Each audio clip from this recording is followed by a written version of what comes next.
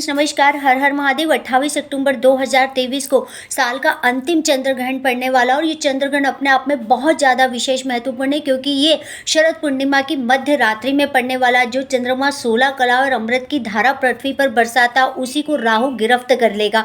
अब इस राहु की गिरफ्त में जो ये चंद्रमा का ग्रहण रहेगा, इसके कारण शरद पूर्णिमा के दिन बहुत सारे बड़े बड़े बदलाव कई राशियों में होंगे। कई बड़े बदलाव देश विदेश में देखने को मिलेंगे, क्योंकि जब भी ग्रहण आता है तो वो कोई ना कोई अपनी छाया जरूर छोड़ जाता है, चाहे वो सूर्य ग्रहण हो चाहे चंद्र ग्रहण हो। तो जब ये चंद्र ग्रहण पड़ रहा है तो इसका आपकी राशियों पर भी असर पड़ेगा और आपको क्या अपनी राशि अनुसार उपाय करना चाहिए, क्या दान करना चाहिए, ये सारी जानकारी मैं आपको दूंगी। मैं हूँ आपकी एस्ट्रोलॉजर दीपा मदनी।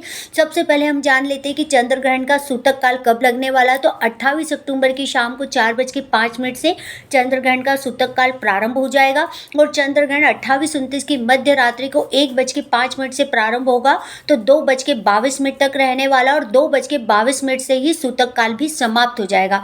जब चंद्र ग्रहण पड़ता है तो इस दौरान, या कोई भी ग्रहण पड़ता है तो इस दौरान सूतक काल से खाना पीना निषेध हो जाता है। मंदिरों में देवी देवताओं की मूर्ति को छूना, स्पर्श करना वर्जित हो जाता है। साथ ही मंदिरों के पट बंद कर दिए जाते हैं। आप अपने घर के मंदिर के भी पट बंद कर दीजिए। अगर पट नहीं है, दरवाजे नहीं है, तो उसको कोई कपड़ा डालकर ढक दीजिए। लेकिन इस समय भगवान को थोड़ा सा पैक करके रख दीजिए, क्योंकि इसकी छाया जो रहती है वो हमारे घर पर भी भारी रहती है। तो थोड़ा सा आप इस काम को जरूर करके चलिए। एक बहुत से आप लोगों के सवाल है कि शरद पूर्णिमा की रात को बहुत से लोग चंद्रमा की रोशनी में खीर रखते हैं और अगले दिन उस खीर को खाते हैं, क्योंकि उसमें अमृत बरसता है। लेकिन इस बार इस गलती को मत करिएगा, क्योंकि सूतक काल लग जाएगा शाम के 4:05 से और आप इसके बाद किसी भी प्रकार से खीर को बना के चंद्रमा की रोशनी में 2:22 तक तो नहीं रख सकते हैं। तो आप करेंगे क्या? और ना ही आपको इस खीर को बनाकर पहले से फ्रिज में रखना, कोई तुलसी पत्ती डालकर कि आप 2:22 के बाद इस खीर को रख देंगे, क्योंकि आपको चंद्रमा की प्योर रोशनी चाहिए। तो अगर आप कर सकते हैं, आप सुटेबल हैं, तो आप क्या करेंगे, आप सुबह 3:29 की जो मध्य रात्रि में ग्रहण जब समाप्त होगा 2:22 पर, तो आप दूध में थोड़ा सा खीर मसाला डालकर गर्म करके इस दूध को आप चंद्रमा की रोशनी में रख दीजिए और उसके बाद 3 बजे के बाद रखिए। सुबह 3 से 5 बजे तक रहने दीजिए। फिर उसके बाद पूरे परिवार के संग इस दूध को थोड़ा थोड़ा सा आप ग्रहण कर लीजिए। इसमें भी अमृत की धार बरसेगी। लेकिन पहले से खीर को बनाकर फ्रिज में स्टोर करके मत रखिए और ना ही इस खीर को इस दिन सूतक काल से लेकर ग्रहण खत्म होने तक के बीच भी चंद्रमा की रोशनी में मत रखिए। इस गलती को करने से आप जरूर बचिए। नेक्स्ट अब मैं अपने टॉपिक पे आ जाती हूँ कि जो चंद्रमा को ग्रहण लगने वाला है, इसका आपकी राशियों पर क्या असर पड़ने वाला है। अगर मैं सबसे पहले बात करूँ तो देखिए, सबसे पहले देश विदेश कहीं भी हो, जब भी कोई ग्रहण लगता है तो मैं आपको अपने पहले भी ग्रहण के वीडियो में बता चुकी हूँ कि इसका असर देश विदेशों तक पड़ता है। तो जब ये ग्रहण लगता है तो इसके 10 दिन पहले और 10 दिन बाद आप हमेशा शेयर मार्केट में बड़ी हलचल देखेंगे। शेयर मार्केट 10 दिन पहले या तो गिरेगा या ग्रहण समाप्त होने के 10 दिन बाद शेयर मार्केट तेजी से नीचे गिर जाता है और ये हमेशा होगा जब जब ग्रहण लगेगा। तो मैं अपने पहले भी वीडियो में बता चुकी हूँ कि जब भी ग्रहण लगता है तो इस बात के लिए आप पहले से सतर्क हो जाए। आप अपना पैसा इन्वेस्ट करने से बच जाइए। ग्रहण के 10 दिन पहले और ग्रहण के 10 दिन बाद किसी भी तरीके से अपने पैसे को इन्वेस्ट मत करिए, क्योंकि यहाँ पर पैसा डूबने के, गिरने के, शेयर मार्केट के बहुत ज़्यादा चांसेस रहते हैं। तो आप लोग इस बात का विशेष ध्यान रखिए। साथ ही इस दौरान हमेशा, चाहे कोई सी भी राशि हो, ग्रहण किसी में भी लग रहा हो, लंबी यात्राओं से बचना चाहिए। जब चंद्र ग्रहण लगता है तो पानी की जगह, गहराई वाली जगह, तालाब, नदी, नाले, कुएं, इन जगहों से हमेशा दूर रहनी चाहिए। चाहे आपकी राशि पे इफेक्ट ज़्यादा डाल रहा हो या ना डाल रहा हो, लेकिन 10 दिन पहले और 10 दिन बाद तक इन नियमों को जरूर पालन करना चाहिए जो मैं आपको बता रही हूँ। तो ये आपकी लाइफ में कहीं भी बड़े बड़े बदलाव या बड़ी बड़ी दुर्घटनाओं को टाल देते हैं। तो इस बात का विशेष रूप से ध्यान रखिए। चलिए अब मैं पहले शुरुआत करती हूँ मेष राशि से। तो मैं बता दूं कि ये ग्रहण मेष राशि में ही लग रहा और अश्विनी नक्षत्र में लग रहा और मेष राशि में गुरु और राहु पहले से ही विराजमान है। तो सबसे ज़्यादा यहाँ पर जो है मेष राशि वालों को संभलने की ज़रूरत है। इनको अपने स्वास्थ्य के प्रति अलर्ट रहने की ज़रूरत है। इनको अपने खर्चों पर कंट्रोल करने की ज़रूरत है। इनको अपना पैसा इन्वेस्ट करने से भी इस समय बचना चाहिए, क्योंकि यहाँ सारा जो ग्रहण का सबसे ज़्यादा असर रहने वाला वो मेष राशि के ऊपर ही रहने वाला है। तो आप अपने हेल्थ के प्रति अलर्ट रहिए, अपने पैसे को सोच समझ कर खर्च करिए, पैसा इस समय इन्वेस्ट करने से बचिए, थोड़ा-सा घर में लड़ाई झगड़े, वाद-विवादों को भी टालने की कोशिश करिए, तो ये आपके लिए बहुत अच्छा रहेगा। आपको उपाय क्या करना चाहिए, जब ग्रहण समाप्त हो जाए तो आप स्नान करने के बाद सुबह किसी भी गरीब व्यक्ति को गुड़ का दान करिए, ये आपके लिए सर्वश्रेष्ठ रहेगा। अगली राशि में जिसकी बात करने जा रही हूँ, वृषभ राशि। तो वृषभ राशि वालों को इस समय अपने खर्चों पर नियंत्रण करके चलना चाहिए, क्योंकि आपके खर्चे बढ़ने वाले हैं। साथ ही आप अपने फैसलों को सोच समझ कर लीजिए, गाड़ी घोड़ा थोड़ा आराम से चलाइए, अपने हेल्थ के प्रति भी अलर्ट रहिए।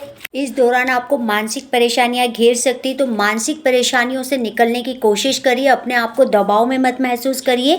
फिजूल खर्चों पे सबसे पहले आप लगाम लगाइए, श्री सूक्त का पाठ करते रहिए। और उपाय के तौर पर आप क्या करिए, जब ग्रहण समाप्त हो जाए तो स्नान के बाद आप आटे और चावल का किसी जरूरतमंद व्यक्ति, गरीब व्यक्ति को जरूर दान करिए। अगली राशि जो है मिथुन राशि। मिथुन राशि वालों को ये ग्रहण का असर मिला जुला फर्क देने वाला है, क्योंकि यहाँ पर आपकी जो है आपको बहुत ज़्यादा टेंशन लेने की ज़रूरत नहीं, क्योंकि ये ग्रहण आपकी राशि पर बहुत ज़्यादा इफेक्ट नहीं करने वाला है। लेकिन अपने निवेश को आप 15 दिन तक मत करिए। अगर आप कहीं पैसा इन्वेस्ट करने की सोच रहे हो तो 15 दिन आप रुक जाइए, और आपको इन 15 दिनों में जो है जितना हो सके गणपति की पूजा करिए, गणेश जी का ध्यान करिए, गणेश जी के मंत्रों का जाप करते रहिए। और ग्रहण समाप्त होने के बाद आपको किसी भी गणपति के मंदिर में हरे फलों का भोग लगाना चाहिए। इससे आपको क्या होगा, या तो आप गणपति के मंदिर में लगा दीजिए, या आप किसी जरूरतमंद व्यक्ति को जरूर दान करिए। इससे ग्रहण का दुष्प्रभाव आपके जीवन से दूर होगा। अगली मैं जिसकी राशि की बात करने जा रही हूँ वो है कर्क राशि। तो कर्क राशि वालों के लिए ग्रहण का असर बहुत ज़्यादा बुरा, या ऐसा कहूँ कि खराब है तो ऐसा नहीं है। ये ग्रहण का असर इनके ऊपर मिला जुला फर्क देने वाला है। यहाँ पर इनको सब चीज़ में अच्छा रहने वाला है, लेकिन इनके कार्य क्षेत्र में इनको दिक्कत और परेशानी हो सकती है। वहाँ लड़ाई झगड़े वाद विवाद से इनको बचना चाहिए। अपने वाणी, अपने गुस्से पर इनको कंट्रोल कर चलना चाहिए। अपने काम के प्रति अलर्ट रहना चाहिए, भाग्य के भरोसे इनको नहीं रहना चाहिए। साथ ही पैसे के मामले में, लेन देन के मामले में क्लियर रहना चाहिए। किसी को पैसा अभी इस समय उधार ना दें, नहीं तो आपका पैसा भी फंस सकता है। कार्यस्थल पर वाद विवाद को टालने की कोशिश करिए। अब आपको उपाय क्या करना, आपको ग्रहण के दौरान ओम सोम सोमाय नमः का जाप करते रहना, और ग्रहण समाप्त होने के बाद आपको किसी जरूरतमंद व्यक्ति को चावल का दान करना है। इससे आपके ऊपर ग्रहण का दुष्प्रभाव नहीं पड़ेगा। अगली राशि में जिसकी बात करने जा रही हूँ सी राशि। 15 दिनों तक आपको बहुत ज़्यादा सावधान रहने की ज़रूरत है, क्योंकि यहाँ पर आप कई बड़े बड़े फैसले लेते नजर आएंगे। लेकिन ये बड़े फैसले आप जो भी ले, जल्दबाजी में ना ले। आपको अपने फैसले सोच समझ कर लेने चाहिए। ज़्यादा जल्दबाजी करने से आपके फैसले गलत हो जाएंगे। इस समय आपको गुस्सा, चिड़चिड़ापन आपके अंदर ज़्यादा बढ़ सकता है, तो आपको धैर्य रखना है, संयम रखना है। अपने फैसलों को संयम के साथ लेकर चलिए। अब आपको उपाय क्या करना है, ग्रहण समाप्त होने के बाद, स्नान करने के बाद आप आटा, चावल, घी, दाल का किसी जरूरतमंद व्यक्ति को दान कर सकते हैं। इससे आपको लाभ होगा। अगली राशि में जिसकी बात करने जा रही हूँ वह है कन्या राशि। कन्या राशि वालों को इस समय अपने गुस्से पे कंट्रोल करने की जरूरत है, अपने खर्चों पे कंट्रोल करने की जरूरत है, वाणी पे कंट्रोल करने की जरूरत है, धैर्य संयम रखने की बहुत ज़्यादा आवश्यकता है।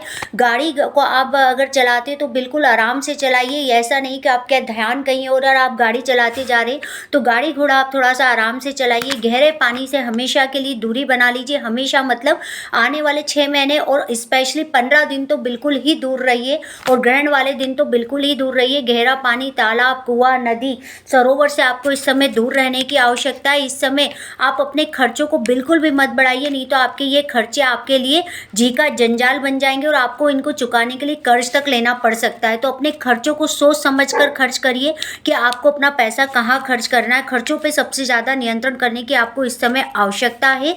नकारात्मक विचारों से आपको बचने की आवश्यकता है, क्योंकि इस समय नेगेटिविटी आप पर हावी होगी, और यही नेगेटिविटी हावी होने के कारण आप डिप्रेशन में भी जा सकते हैं। तो नकारात्मकता से बिल्कुल दूरी बना लीजिए। लंबी यात्राओं को आप टाल दीजिए। कम से कम 15 दिन गहरे पानी और लंबी यात्राओं को टाल दीजिए। आपको उपाय क्या करना है, ग्रहण समाप्त होने के बाद और स्नान करने के बाद आपको हरे फलों का दान किसी जरूरतमंद व्यक्ति को जरूर करना चाहिए।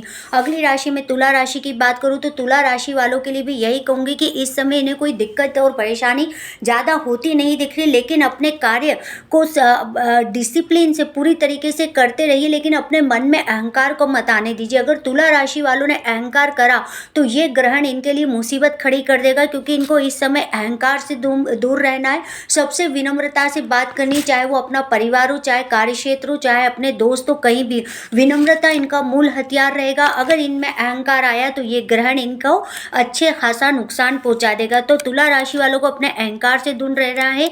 प्रॉपर्टी में 15 दिन बिल्कुल भी कहीं भी इन्वेस्ट मत करिए, कोई बड़ा फैसला मत लीजिए। 15 दिन रुकने के बाद ही कोई बड़े फैसले या प्रॉपर्टी में आप इन्वेस्ट करिएगा। और अगर आप इस समय कुछ करना चाहते हैं तो ग्रहण समाप्त होने के बाद, स्नान करने के बाद 1 किलो आटा किसी जरूरतमंद व्यक्ति को जरूर दान करिए।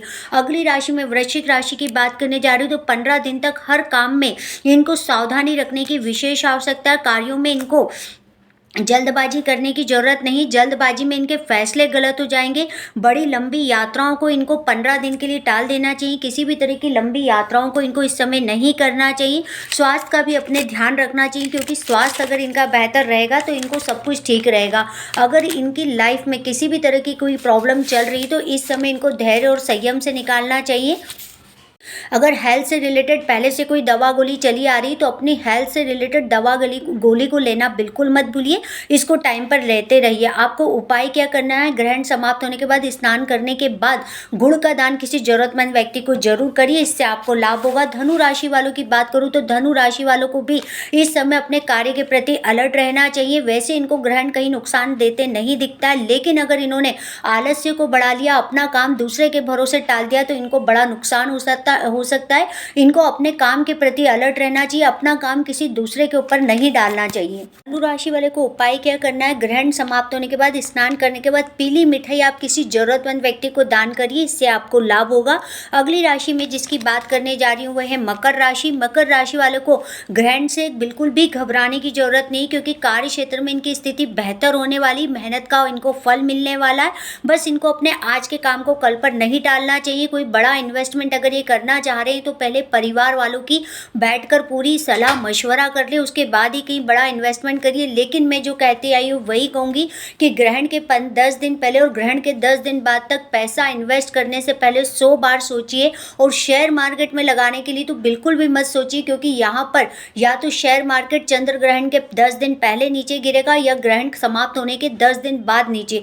तो इस समय अपने पैसे को रोक कर रखिए, कम से कम 10 दिन निकल जाने दीजिए, उसके बाद ही पैसा इन्वेस्ट करिए। कोई बड़ा फैसला लेना चाहते तो परिवार की सलाह मशवरा करने के बाद ही लीजिए। ग्रहण समाप्त होने के बाद, स्नान करने के बाद आपको किसी जरूरतमंद व्यक्ति को एक टाइम का भोजन खिलाना चाहिए, तो इससे आपको लाभ होगा। अगली राशि में जिसकी बात करने जा रही हूँ वह है कुंभ राशि। कुंभ राशि वालों को कार्य क्षेत्र अच्छा रहने वाला है। कैरियर या व्यापार को ये बढ़ाना चाहते हैं तो बढ़ा सकते हैं, लेकिन ये जितनी मेहनत करेंगे उसका परिणाम इनको अभी ना मिलते हुए आगे भविष्य में देखने को मिलेगा, जिसके उनको अच्छे रिजल्ट देखने को मिलेंगे। यहाँ पर इनको ज़्यादा इमोशनल होकर काम करने की ज़रूरत नहीं है, हार्ड एंड फास्ट डिसीजन लेने की भी ज़रूरत नहीं है। बस ये है कि जो भी फैसले ले वो सोच समझकर और गंभीरता के साथ में ले, ना कि इमोशनल होकर। आपको उपाय क्या करना है, आपको किसी गरीब व्यक्ति को दूध का दान करना है। अगली राशि में मीन राशि वालों की बात करने जा रही हूँ। तो मीन राशि वालों के लिए तो यही कहूँगी कि ये समय थोड़ा सा सावधान रहने की ज़रूरत है, क्योंकि यहाँ पर आपकी लव लाइफ और मैरिड लाइफ दोनों ही बहुत ज़्यादा डिस्टर्ब होती हुई दिख रही है। क्योंकि यहाँ पर हो सकता है कि अगर आपने अपनी वाणी पे से संयम खोया, आपने ज़्यादा क्रोध करा, आपने अपशब्दों का प्रयोग करा, तो लव लाइफ तो आप हमेशा के लिए अपनी खो देंगे। लव आपके पास कभी लौट कर फिर आने वाला नहीं है। और रही मैरिड लाइफ की बात, तो इसमें भी आपके बहुत ज़्यादा तनाव उत्पन्न हो जाएगा।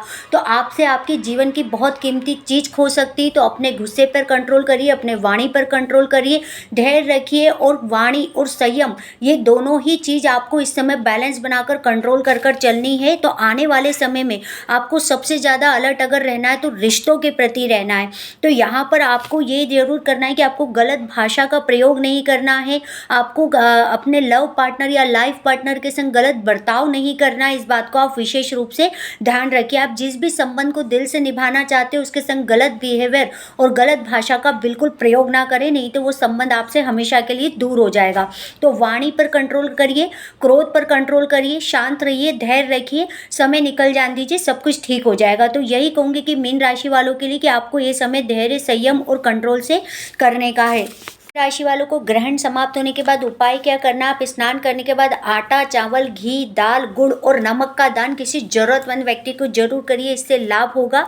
ये मैंने आपकी राशि अनुसार आपको दान बताए हैं, आपको सिचुएशंस बताई हैं कि क्या बन सकती हैं। लेकिन अगर आप अपनी राशि अनुसार नहीं कर सकते हैं तो फिर 12 के 12 राशि वाली चंद्र पोटली का दान करिए। राशि अनुसार दान करना सर्वश्रेष्ठ होता है, पर अगर आप नहीं कर पा रहे तो फिर आप चंद्र पोटली का दान किसी भी शिवालय में जरूर करिए।